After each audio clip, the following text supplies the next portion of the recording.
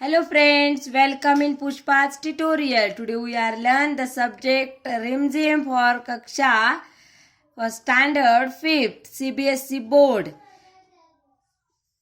Lesson number 7 डाकिये की कहानी कंवर सिंग की जुबानी. बघा आपल्याला या लेसन मध्ये कंवर सिंग यांची मुलाखत यांचं इंटरव्ह्यू बघायचा आहे. So let's start our chapter. Shimla की माल रोड पर जनरल पोस्ट ऑफिस है. क्या है? General post office. उसी पोस्ट ऑफिस के एक कमरे में डाक छाटने का काम चल रहा है. सुबह के 11:30 बजे हैं, मतलब 11:30 बजे है. खिड़की के गुनगुनी धूप छनकर आ रही है. इस धूप का मजा लेते हुए 2 पैकर और 3 महिला डाकिया फटाफट डाक चाटने का काम कर रहे हैं. वहीं पर मैंने सरकार से पुरस्कार पाने वाला डाकिया कंवर सिंह जी से बात की. कौन से बात की? कंवर सिंह. कंवर सिंह कौन है? डाकिया है. यही बातचीत आगे दी जा रही है. अभी हम किसी भी अगर व्यक्ति का मुलाकात लेने के लिए जाते हैं तो उसकी शुरुआत कैसे करते हैं, उनसे किस तरह से सवाल पूछे जाते हैं, ये इस पाठ में हमें जानना है और सीखना है. आपको भी सीखना है कि नहीं? हाँ. तो चलो अभी हम मुलाकात के लिए शुरुआत करते हैं. आपका शुभ नाम. पहला क्या पूछना रहता है? नाम. तो कैसे पूछेंगे? आपका शुभ नाम. मेरा नाम कंवर सिंह है. उन्होंने क्या उत्तर दिया है? मेरा नाम क्या है? कंवर सिंह है. मैं हिमाचल प्रदेश के शिमला जिले के नेरवा गांव में. कौन सी गांव में?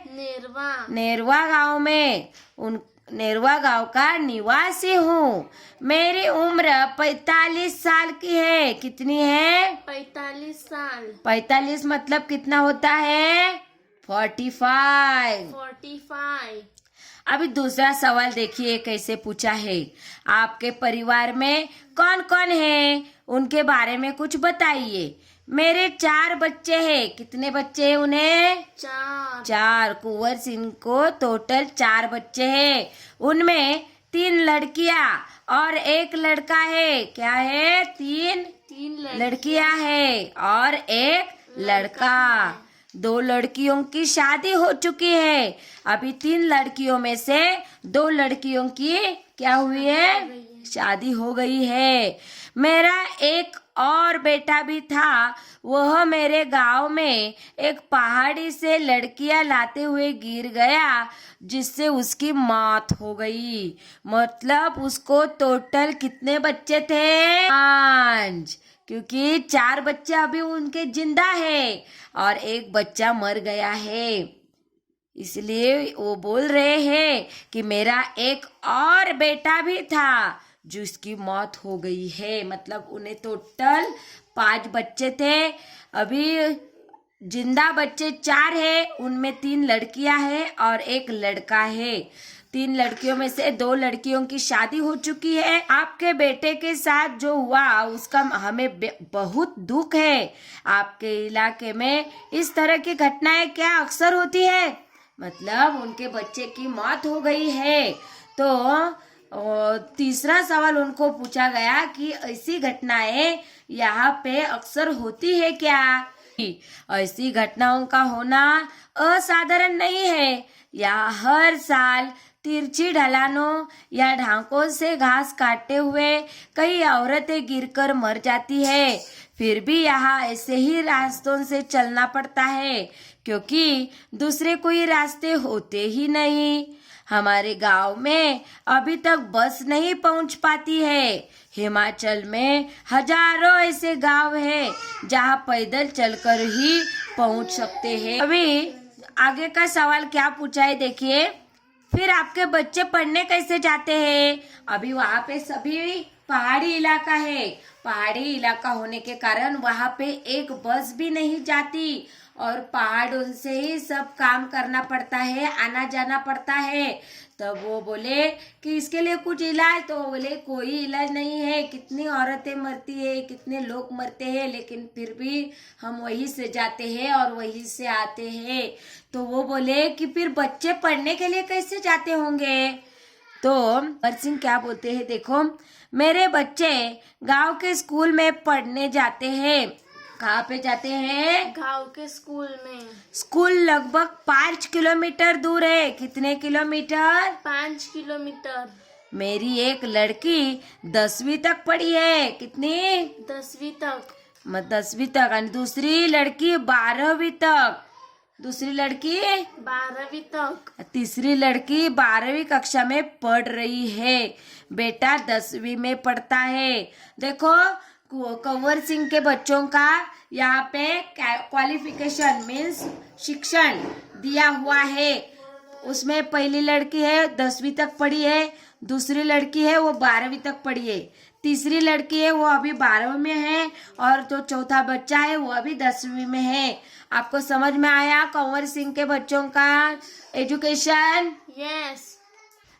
अभी आगे देखिए क्या सवाल पूछा गया है। आप जहाँ काम करते हैं वहाँ आपके अलावा और कौन कौन है? क्या आपको डाकिया ही कहकर बुलाते हैं? अभी देखो कंवर सिंह को अगला सवाल ऐसा पूछा गया है कि उनको किस नाम से बुलाया जाता है। पहले मैं भारतीय डाक सेवा में ग्रामीण डाक सेवक था। कौन थे? ग्रामीण डाक सेवक। भारतीय डाक सेवा में ग्रामीण डाक सेवक। कौन? भारतीय डाक सेवा में ग्रामीण डाक सेवक। ग्रामीण डाक सेवक थे। अब मैं पैकर बन गया हूँ। कौन बन गए हैं? पैकर। पैकर पर हूँ वही नीली वर्दी वाला डाक सेवक, लेकिन अभी उनका मतलब वर्दी जो है, कपड़े जो है वो डाक वाले की है। अभी आगे देखो डाक सेवक को करना क्या क्या होता है। मुझे बहुत कुछ करना होता है। चिट्ठियाँ, रजिस्ट्री पत्र, पार्सल, बिल, बूढ़े लोगों की पेंशन आदि छोड़ने गांव जाता हूँ। मतलब अभी डाक सेवक कौन कौन सी काम करते हैं। तो डाक सेवक चिट्ठियाँ, रजिस्ट्री पत्र, पार्सल, बिल, बूढ़े लोगों की पेंशन ये सब गांव में देने का काम करते हैं। क्या यह सब अभी भी करना पड़ता है? क्योंकि अब तो सूचना और संदेश देने के बहुत से नए तरीके आ गए हैं। शहरों में भले ही आज संदेश देने के कई साधन आ गए हैं जैसे फोन, मोबाइल, ईमेल वगैरह, लेकिन गांव में तो आज भी संदेश पहुंचाने का सबसे बड़ा जरिया डाक ही है। इसलिए गांव में लोग डाकिये का बड़ा आदर और सम्मान करते हैं। अपनी चिट्ठी आदि पाने के लिए डाकिये का इंतजार करते हैं। मतलब बोलते हैं कि भले ही आज मोबाइल, फोन, ईमेल सब है, लेकिन फिर भी डाकिया अभी भी लोगों को बहुत इम्पोर्टेंट है, उसका वो इंतजार करते रहते हैं। हमने सुना है कि हमारी डाक सेवा दुनिया की सबसे बड़ी डाक सेवा है। यह भला कैसे? तो वो क्या बोलते हैं कंवर सिंह, सुना तो आपने बिल्कुल ठीक है। हमारे देश की डाक सेवा आज भी दुनिया की सबसे बड़ी डाक सेवा है और सबसे सस्ती है। केवल 5 रुपए में देश के किसी भी कोने में हम चिट्ठी भेज सकते हैं। कितने रुपए में? 5 रुपए में। 5 रुपए में। पोस्ट कार्ड तो केवल 50 पैसे का ही है। पोस्ट कार्ड का कितना मूल्य है? 50 पैसे। यानी 50 पैसे में भी हम देश के हर कोने में अपना संदेश भेज सकते हैं। अभी अगला सवाल, आपको अपनी नौकरी में मजा तो बहुत आता होगा। तो कंवर सिंह बोले कि मुझे अपनी नौकरी बहुत अच्छी लगती है। जब मैं दूर नौकरी करने वाले सिपाही का मनी ऑर्डर लेके उसके घर पहुंचाता हूँ तो उसके बूढ़े माँ बाप का खुशी भरा चेहरा देखते ही बनता है। ऐसे ही जब किसी का रजिस्ट्री पत्र पहुंचाता हूँ जिसमें कभी रिजल्ट कभी नियुक्ति पत्र होता है तो लोग बहुत खुश होते हैं। बूढ़े दादा और बूढ़ी नानी तो पेंशन के पैसे मिलने पर बहुत ही खुश होते हैं। 6 महीनों तक वे मेरा इसके लिए इंतजार करते हैं। हिमाचल में बूढ़े लोगों को पेंशन हर 6 महीने के बाद इकट्ठी ही दी जाती है। हिमाचल में बूढ़े लोगों को पेंशन कब मिलती है? 6 महीने के बाद। कब मिलती है? 6 महीने के बाद। अगला सवाल क्या पूछा है देखो, आप क्या शुरू से इसी डाकघर में काम कर रहे हैं? तो कंवर सिंह बोल रहे हैं कि शुरू में मैंने लाहौल स्पीति जिले के किब्बर गांव में 3 साल तक नौकरी की है। कितने साल तक? 3 साल तक। कहाँ पे? लाहौल स्पीति जिले के किब्बर गांव में। कौन से गांव में? किब्बर गांव में। यह हिमाचल का सबसे ऊंचा गांव है। किब्बर गांव हिमालय का सबसे ऊंचा गांव है। इसके बाद 5 साल तक इसी जिले में के काजा में और 5 साल तक किन्नौर जिले में नौकरी की है। पहली कहाँ पे? किब्बर गांव में। दूसरी कहाँ पे? काजा में। तीसरी कहाँ पे? किन्नौर में, किन्नौर जिले में नौकरी की है। उस वक्त इन गांव में टेलीफोन नहीं थे, बसें भी सिर्फ मुख्यालयों तक ही जाती थी। अभी भी कई ऐसे गांव है जहां न तो बस जाती है और नहीं वहां टेलीफोन है। ऐसी जगह में ग्रामीण डाक सेवक का बहुत मान किया जाता है। मतलब कि जहाँ पे मोबाइल फोन नहीं है, ईमेल का कुछ सोर्स नहीं है, कंप्यूटर वगैरह नहीं है, तो वहाँ पे अभी भी डाक वाले पोस्टमैन लोगों को मतलब डाक सेवक को बहुत मान सम्मान दिया जाता है, रिस्पेक्ट दिया जाता है। अभी अगला सवाल क्या पूछा है देखो, आप पहाड़ी इलाके में रहते हैं, जाहिर है डाक पहुंचाना आसान काम नहीं होगा। तो कंवर सिंह बोले हाँ, मुश्किल तो आती ही है। जब मैं किन्नौर जिले के मुख्यालय रिकांगपिओ में नौकरी करता था तो सुबह 6 बजे मेरी ड्यूटी शुरू हो जाती थी। मैं 6 बजे शिमला जाने वाली बस में डाक का बोरा रखता था और रात को 8 बजे शिमला से आने वाली बस से डाक का बोरा उतरता था। पैकर को ये सब काम करने पड़ते हैं। पैकर को कौन कौन से काम करने पड़ते हैं बताओ? पैकर को क्या करना पड़ता है? डाक का बोरा एक जगह से दूसरी जगह तक पहुंचाना पड़ता है। पैकर मतलब पैक करने वाला। किन्नौर और लाहौल स्पीति हिमाचल प्रदेश के बहुत ठंडे तथा ऊंचे जिले हैं। कौन कौन से? किन्नौर और लाहौल हिमाचल प्रदेश के सबसे ऊंचे वाले गांव है, ऊंचे वाले जिले हैं। इन जिलों में अप्रैल महीने में भी बर्फबारी हो जाती है। मतलब अप्रैल महीने में भी वहाँ पे क्या रहता है? बर्फ का वर्षाव रहता है। बर्फ में चलते हुए पैरों को ठंड से बचाना पड़ता है, वरना स्नो बाइट हो जाता है जिससे पैर नीले पड़ जाते हैं और उनमें गैंग्रीन हो जाती है जिससे उंगलियां जड़ सकती है। इन जिलों में मुझे एक घर से दूसरे घर तक डाक पहुंचाने के लिए लगभग 26 किलोमीटर रोजाना चलना पड़ता था। कितना? 26 किलोमीटर। हिमाचल में एक गांव से दूसरे गांव की दूरी लगभग 4 या 5 किलोमीटर तक होती है। हिमाचल के गांव छोटे छोटे होते हैं। एक गांव में बस 8 से 10 या कभी कभी 6-7 घर ही होते हैं। एक गांव में हिमाचल प्रदेश में कितने घर होते हैं? 6-7 और 8-10 बस। अभी हमारे गांव में कितने घर हैं? 100-200 घर रहते हैं, बराबर कि नहीं? वैसा हिमाचल में नहीं है, ऐसा कंवर सिंह बोल रहे हैं। इसलिए चलना काफी पड़ता है। चलना तो खैर हमारी आदत में ही शामिल हो चुका है। ग्रामीण डाकिये की जिंदगी में तो चलना ही चलना है। अभी आगे क्या सवाल पूछा जाता है देखो, आपने बताया था कि पहले आप डाक सेवक थे, अब पैकर है, इसके आगे भी कोई प्रमोशन है क्या? मतलब प्रमोशन होने के बाद हमारी जो पोस्ट है, हमारा जो पद है वो बदलता है। के बाद डाकिया बन सकते हैं, बस एक इम्तिहान पास करना पड़ता है। म्हणजेच पहिला असतो डाक सेवक, दुसरा असतो पॅकर आणि तिसरा असतं डाकिया.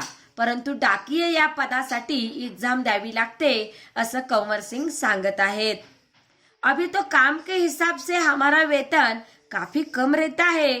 सारा दिन कुर्सी पर बैठकर काम करने वाले बाबू का वेतन कहीं ज्यादा होता है. पैकर का वेतन बाबू के जितना ही हो जाता है. अब तो डाकिये की नौकरी में लगना भी बहुत मुश्किल हो चुका है. हम में से जितने डाकिये रिटायर हो चुके हैं, उतनी जगह नए डाकियों को नहीं रखा जा रहा है. इससे पुराने डाकियों पर काम का बोझ दिन प्रतिदिन बढ़ता ही जा रहा है. न जाने आने वाला समय कैसा होगा. कंवर सिंग काय सांगत आहेत की आता जी लोक रिटायर होत आहेत त्यांच्या जागेवर नवीन भरती काढत नाहीत. त्यामुळे आम्हाला खूप काम करावं लागतं. जे रिटायर होतात त्यांची पण कामं करायला लागतात. तर पुढे काय होईल काय मी सांगू शकत नाही. आगे, काम के दौरान कभी कोई बहुत खास बात हुई हो? एक घटना आपको सुनाता हूँ. मेरा तबादला शिमला के जनरल पोस्ट ऑफिस में हो गया था. म्हणजेच त्यांची बदली कुठे झाली होती? शिमला के जनरल पोस्ट ऑफिस में. कहाँ पे? शिमला के जनरल पोस्ट ऑफिस में. हाँ, वहाँ मुझे रात के समय रेस्ट हाउस और पोस्ट ऑफिस चौकीदारी का काम दिया गया था. यह 1998 की बात है. 29 जनवरी को रात लगभग 10:30 बजे. कितने बजे? 10:30 बजे. 29 जनवरी को रात लगभग 10:30 बजे का समय था. बाहर से किसी ने पोस्ट ऑफिस का दरवाजा खटखटाया. मैंने पूछा कौन है? जवाब आया, दरवाजा खोलो, तुमसे बात करनी है. दरवाजा खोला तो अचानक 5-6 लोग अंदर घुसे और मुझे पीटना शुरू कर दिया. मैंने पूछा क्यों पीट रहे हैं? तो उन्होंने कोई जवाब नहीं दिया. सारे ऑफिस के लाइटें बंद कर दी. इससे पहले कि मैं कुछ समझ पाता, मेरे सिर पर किसी भारी चीज से कई बार मारा, जिससे मेरा सिर फट गया. मैं लगातार चिल्लाता रहा. उसके बाद मैं बेहोश हो गया और मुझे कुछ भी पता न चला.